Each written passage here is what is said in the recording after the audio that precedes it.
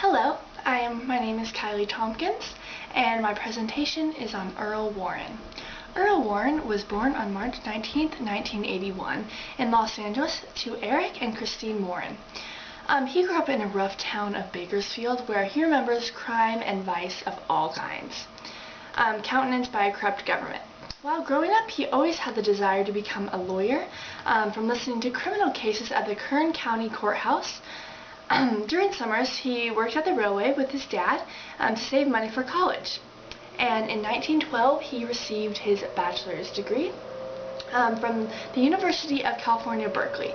Then in 1914, he received his law degree. And after that, he was accepted to the California bar. In 1917, he enlisted in the Army and served for a year in World War I.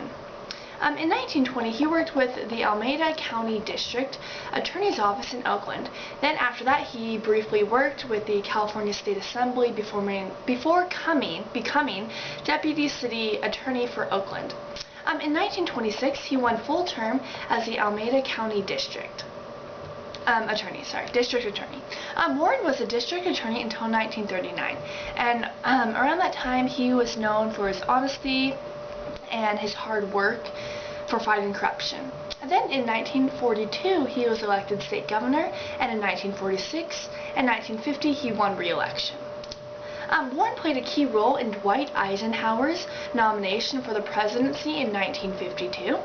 And so Eisenhower rewarded Warren with the Chief Justice position in 1953.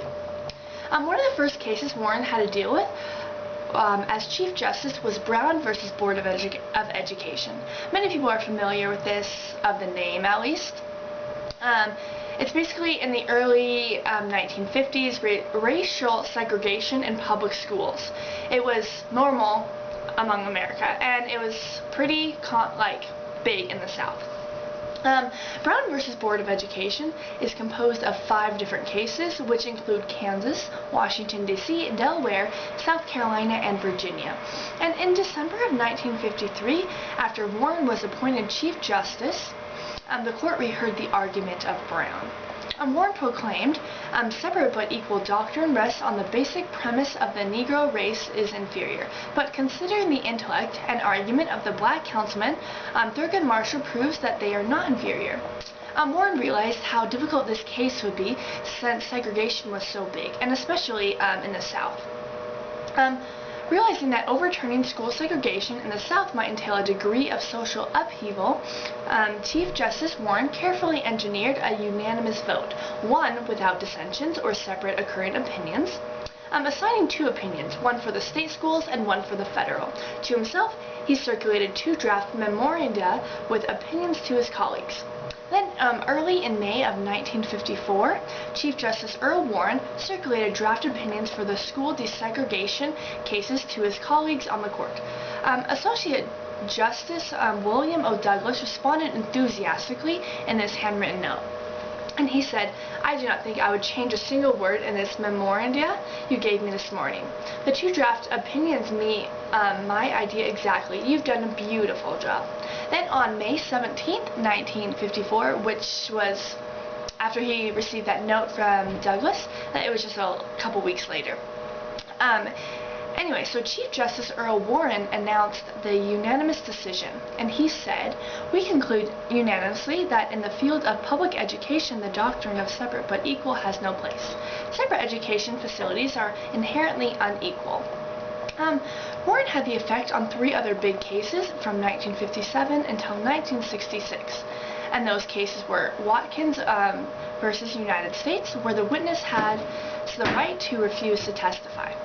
Then Reynolds versus Sims, where legislative districts must be equal in population. And then Miranda versus Arizona, where criminal suspects have to be informed of their right to remain silent. Many of you know these rights as the Miranda rights, and many have heard these rights in different law shows, which we can all quote, which says, you have the right to remain silent. Anything you say or do can and will be used against you in the court of law. And then on November 22nd, 1963, John F. Kennedy was assassinated, and Warren was appointed as one of the committees to investigate the killing. Then on June 23rd, 1969, Warren retired, and on July 9th, 1974, he died from a heart attack in Washington, D.C. Warren has had such a big impact on the education system today. Without the case of Brown versus Board of Education, we might still have white schools and black schools. I grew up in California, and I met a lot of African American people there. And I think Warren has helped my education because many African American teachers have impacted my life in different ways. And if we were still segregated today, I would either have to have gone to a different school, or over half my school, wouldn't be able to go there. So I'm grateful for Warren's impact on the education system and his impact on the courts. And I'm grateful to have been to a school and met very many wonderful African American people. Well, this is my presentation. Thank you.